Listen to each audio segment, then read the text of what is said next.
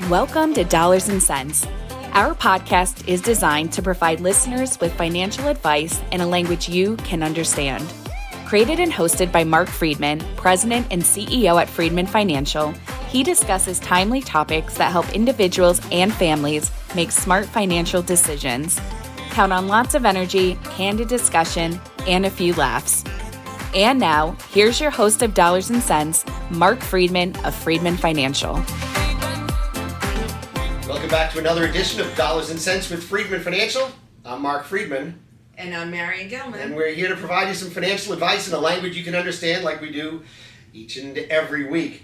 Actually, each and every day, Mark, because that's what we do as our job as well, right? You're right. So we try to bring some of the real-life stories that we see in the office, that we read in the newspaper, we see on television, and try to make sense of some of the headlines, some of the stories, some of the things that we hear, and bring them to life in what we call financial advice in a language you can understand. Right. And you know, headline news sometimes is sensational, or maybe always is sensational. So we try to bring it back to earth and let you know what we're thinking as well about some of these different topics. Yeah, those headlines you hear, whether it's in social media, on the news, they're designed to be what's called clickbait. Maybe we can explain, what is clickbait, Marian? Well, clickbait is getting you to click on whatever story it is. I mean, they just want your attention. And so, again, headlines are designed to capture attention. That's what they do. You know, there's actually people, that's their job. They are headline writers. And you know what? Some of them are really good at it. Well, they suck it right in. Exactly. Well, I think it's interesting if you're scrolling through, whether it's Facebook or any of your social media sites, and you see this story, you see a little picture that's there, and it's tempted for you to click on that picture. How many times have you clicked on that picture or clicked on that story, wondering, where is that story that I thought I was going to read? And it's really not there. Right, it's something else entirely. Absolutely. So we have to make sense of what we hear, and it amazes me how more and more, because of social media, because of sensationalized headlines, that we hear all of these stories that frankly don't connect to the reality that we live in. But however, people look at them and say, oh, that's what it must be. Yeah. It's just the thing. How many times have you read a story or heard a story about, you know, if you drink coffee, you'll die? Or too many cups of wine. And so you'll love this, because every once in a while I'll say to my husband, oh, so they say now they've done studies. Well, exactly, but that's your line, right?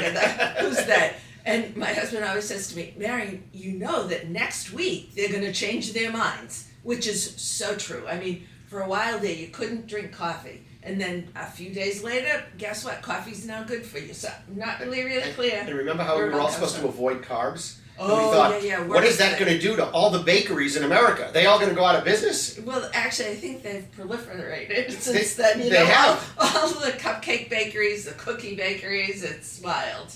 It's just amazing. So here's some financial stories. I mean, Marian, you had brought up a story that you had read, and I don't know if it was Morgan Housel's book or the podcast that you listened to. Yeah, I listened to his podcast a lot. And, you know, Morgan Housel, we use his book a lot. It's called The Psychology of Money. And he's a very down-to-earth thinker. And, you know, he purveys information and also in a language you can understand, I believe. But he's, again, very down-to-earth with financial advice. And one of the points that he was making is one of the best pieces of financial advice is to not be lured into impressing other people. So if you're not trying to impress anyone, you're not spending your money on things that don't mean anything to you, things that are only designed to impress somebody else. Name brand stuff, for instance, or buying a very impressive car. And, you know, he always says, you know what, nobody really cares about that as much as you do. It's really true. Exactly.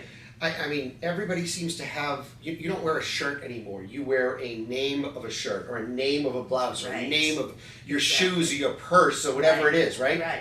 And everybody's after the same brands. And I think it's particularly when you're in the 20 to 30 age range. Very impressionable, aren't you? Absolutely. And you're trying to either fit in or you're trying to impress others. And you feel like, well, I have to have that because it's shown all over social media. I need that purse because that is the in thing now.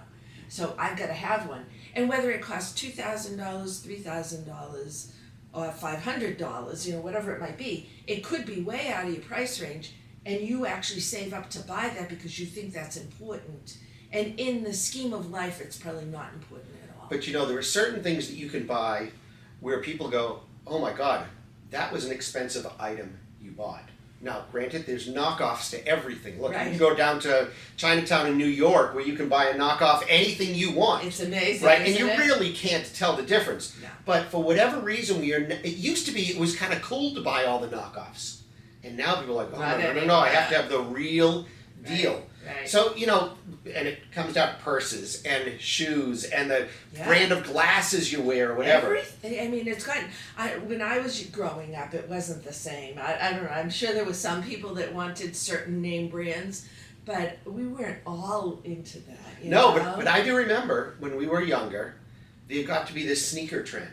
Oh, and yes. you had to have whatever it was, the Air Jordans or the pump. Remember Yeah. the D Brown used to pump up Yeah. the sneakers. You had to have those. Right. And those were costing more than $30 or $40 for a pair of Well, sneakers. then you were going to run faster. Oh, absolutely, and jump higher. Jump higher. Jump higher, run faster. faster. So could you were float. going to just be better. You were going to be like Mike. That's right. Be like Mike, right? Right, And right. I mean, that's the power of marketing and how we get sucked in Right. to doing things like that. I'm amazed at how much money people are willing to spend on stuff, like you said, that they think will be impressive, that people will notice, oh my God, is that a Prada bag or is that a Gucci purse? Or And is that people are going to like you more because you have that. Or they're going to, but sometimes I think you're making them jealous. You're Yeah. making them feel bad for what they can't have. That's right. Or maybe you can't have it either. And that's part of the problem. Look at the way consumer debt has grown here in America. It's amazing. And credit card debt is absolutely the worst type of debt to have. The worst. It sure is. There are some things we look at as good debt, not credit card Yeah, debt. I'm amazed at how many people we've talked to lately who I thought, well, these are new people that have come to talk to us, to join us. Right.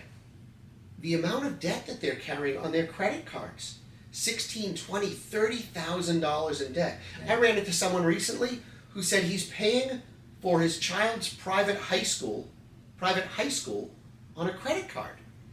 Now, I do know people who pay for everything on their credit cards. And pay it off. Me included. Me too. Because I love to get those points. So, if I have a credit card that's going to give me points or cash back, but I pay it off at the end of every month. Yeah, but they weren't. Right, exactly. So they're buying things that they really can't afford. Right. Now, I do tell the story of back in, I want to say the early 2000s, we ran into a couple that came in, and this was back in the no-interest finance, Oh, yeah, the no-interest sure. credit cards, Yeah. you could roll over your money to a credit card, Yeah. pay 0 interest on it, right? Yeah. They were paying their mortgage. Remember that? No, I was that before you? remember Perhaps that. it was before Maybe you. it was before They were me, paying their right. mortgage on a stack of credit cards.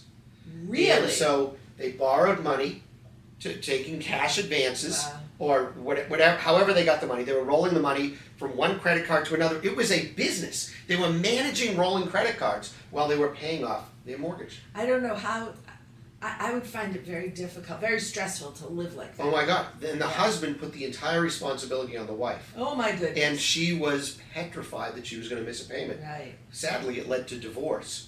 I mean, Oh, they, yeah. they since got, but these are, money stresses are one of these things that just drive people crazy. Why is it that we have to stress so much about money? It's so much easier to blame everybody else. Right. Blame the cost of inflation, blame the government, blame the job whatever it is. There are certain things that you can do to control finances. Absolutely. And part of that is spending within your means. I Right. mean, that is the most critical item.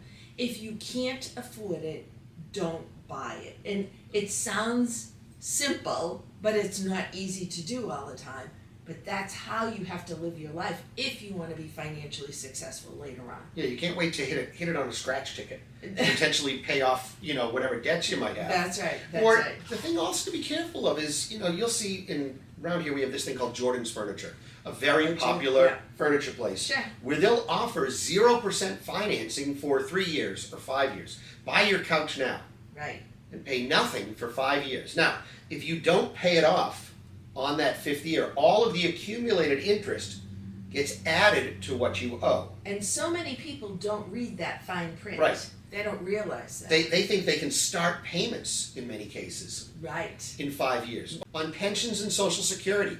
There are some that live exclusively on Social Security. On Social Security, right. They don't necessarily live well, but they do live on Social But Security. in some cases, it's enough. Right. So think about this. Let's say your Social Security check is $3,000 a month, and you need $5,000 or $6,000. Let's $6,000 a month Right. to support your expenses.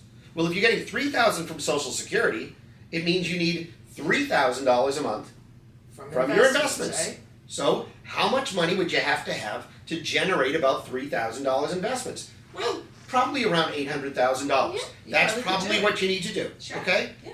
But if you spend $12,000 a month, that's not going to be enough. Not at all. If all you need to spend is $4,000, you have far more than enough.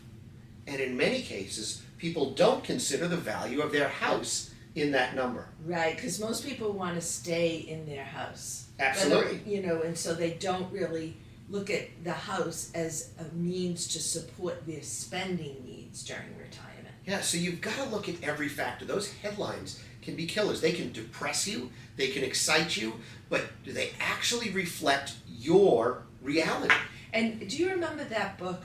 It was probably about 10 or 15 years ago, called The Number. Oh, The Number. Lee Yes. Eisenberg wrote that book. Right. And so it was all about what number you need to get to in order to retire comfortably. And what was your number. And it was geared a little more towards the individual and the individual's needs. But there is not a number out there that you can search for that you can say, okay, as long as I have that, I can retire comfortably. It depends on what you want to do during retirement, what you want to spend. Absolutely. And what your other sources of income are. Yeah, and I got to be honest, Marion, it was more than 10 or 15 years ago when Lee Eisenberg Ooh. rolled that out. It was actually at least 20. Oh, Because no. I was on the national board of the Financial Planning Association And that was when Lee Eisenberg was one of the speakers that we hired, and he brought the book. That was 2000 and 2000. It was just the year 2000, the year you started, right? That I started here, that's correct. You know what? Time flies, right? Time flies, and I keep saying, the older I get, the faster it's It going, which does. is like really depressing. It does, but there was a commercial that kind of supported the number thing. Yeah. I think it was ING Investments. People were like popping up behind like And a shrub. He was It in the it, commercial, yeah. And people would pop up and it would say $300,000 or $2 million or everything. Right. And ask me, what's your number, right? Right. And what we are seeing here in our office, generally people that come to visit with us at Freedman Financial are people that have what are called positive cash flow, meaning that there's more money coming in than there is Right. going out. So they're So they continuing can to save save. money. When they're in retirement, they're pulling a reasonable amount of money from their investment account so that they don't deplete it to nothing. Right. But more often than not, we're finding more and more people can spend more than what they've ever spent before, or they're not taking enough money because they fear that they're going to run out. Right. And that's one of the things that we do in our office is we try to create these projections so that so we alleviate some of that fear. It might not be all of it, but at least some of that fear. Yeah, so I was sitting with somebody this past week, and they have a net worth of $5 million. $5 million. The person's in their 80s. Sounds very comfortable. It sounds very comfortable, right? And it certainly is, especially since this person spends less than $5,000 a month. Yeah, well, Okay. and Social Security probably makes up most of that, Right, right? Social Security, a little bit of interest that they get from it, more than enough money. Sure. But they're 85 years old. They have 3 children, 9 grandchildren. Wow. So I said to her, what if we started to give some of this money away? Because another client of ours once used the term, I want to give with warm hands rather than cold ones. And it's one that I talk about all the time. And she says, well, I always give the kids a little bit of money around Christmas. I give them $100. That's nice. That's wonderful that you do that. Right. But you could give more. And if you really wanted to make an impact in your children and your grandchildren, and perhaps there'll be great-grandchildren at some point in their lives, you can make some real nice legacy gifts. Some gifts that instill responsibility to them, but also allows you to enjoy how they're spending money. Well, also you want to think about it. You know, people are living much longer nowadays. So if you wait to give money to your children, again, assuming you're comfortable, if you wait till you die, those kids could be 60, 70-year-old. They won't even be able to enjoy it. When do they really need the money? They usually need the money in their 30s and 40s. Or, you know, when they're having children or when they want to buy a house. Those are the times when they really need money. So if you're in the position to gift, a lot of times it's better to gift when the children are younger, not when they're in retirement. Which makes good logical sense. Now let's translate that to reality, because I said that same story to her. And she says, yeah, but if I give them, Mark, you're suggesting maybe I give them each $10,000. How will that teach them about financial responsibility? How do I know that they're just not going to expect that every year? How will they go out and work hard like I did, like my late husband did, in trying to build what we have? I never imagined I'd have this kind of money. Right. And so if I give them the money, am I telling them that working hard doesn't mean anything? That's what's in the back of her head. And then she's wondering, well, one child does so well, doesn't need the money. Another grandchild might benefit from having the money, but I wouldn't want to be uneven with the children.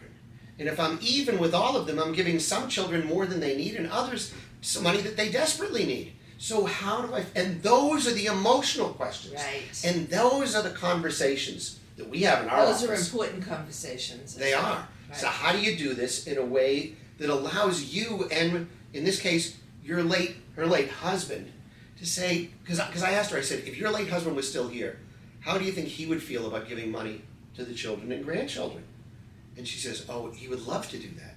I said, well, you're not doing it because you don't know how, but you know that collectively the two of you would have talked about it to figure out a way to do it. So now let's all talk about it and figure out what makes sense. Right. And that's the important conversations that we have as well. We can act as that sounding board, particularly for people who've lost a spouse. Because you don't necessarily, I mean, money is a hard thing to talk about with other people. And you might not feel comfortable talking about how much you have with anybody else other than your spouse. And I mean, who would have ever expected, my dad started this firm in 1968, who would have expected us to become experts in guiding people who have lost a loved one? I know. And we have 25 of those every year, Right. 25. Right. So understanding what happens after someone passes away, you know, we've always talked about this idea, if you've ever lost a loved one, maybe you've lost a spouse, or perhaps you were the child of losing the second of your parents, and you were the person responsible for managing the funeral, dealing with the estate, splitting the money, Right. you probably do that one time in your life. And you've never really had any training or guidance with it. Sure. We do this every day. And some of those forms are very difficult to fill out, very confusing, and we offer that service to our clients. You make a mistake with some of those forms, Yeah. you could create tax liability problems. Right. And some of them you just can't change. right, once you that make an decision is made, election. sometimes Right. that's it. Right. So all of this is what we call financial advice in a language you can understand. You Said know, it too many times. I know I'm so used to saying it that I just Right. stumble over it these days. But it's our pleasure to bring you this podcast, and we're going to continue to provide this kind of advice, both audio now and video, as you can well see. Yeah, I don't know. I think I still have a face for radio. So I mean, you I know I never have a face for radio. Take a look at that. But we're happy. We've got a little bit of a backdrop here, a little bit of a set. New plant. Right. New plant. That's a live plant. Did you know that plant, someone told me, is called a money tree? Isn't that exciting? See, I don't see any dollar. It's appropriate. It is, but I don't see any dollar bills or any coins hanging from from it. In it. the spring. Oh, is that what's going to happen? Yeah. It's going to flower in the coins. spring it buds. And then Well, grows there you coins. go. There you go. All right, well, that's going to do it for us today. If now's the time for you to get serious about your financial planning or want some professional financial planning and investment management advice, we are here to help. Our phone number, 978-531-8108. That's 978-531-8108. Or visit us on the web, where you can get our free weekly newsletter with more than 7,000 people. 7,000 people That's a lot have been of getting people. our newsletter that we started back in March of 2009. You can look in the record books as to what was happening March of 2009. Not good. It wasn't a pretty picture. Yeah. And we've done this every Friday, 10:30 in the morning Eastern Standard Time since then. You go to our website to get it. FreedmanFinancial.com. That's Freedman. 2 E's in a day. Financial.com. That's going to do it for us today. Have a wonderful week, everybody. We'll see you again next week with more financial advice in a language you can understand. Have a great week. Bye-bye. Bye-bye. During today's Dollars and Cents episode with Freedman Financial, your hosts may have discussed specific financial planning and investment ideas that are for general information only and not intended to provide specific advice or recommendations. Please remember that investing involves risk and may include loss of principal. Although the money market fund seeks to preserve the value of your investment at $1 per share, it is possible to lose money by investing in the fund.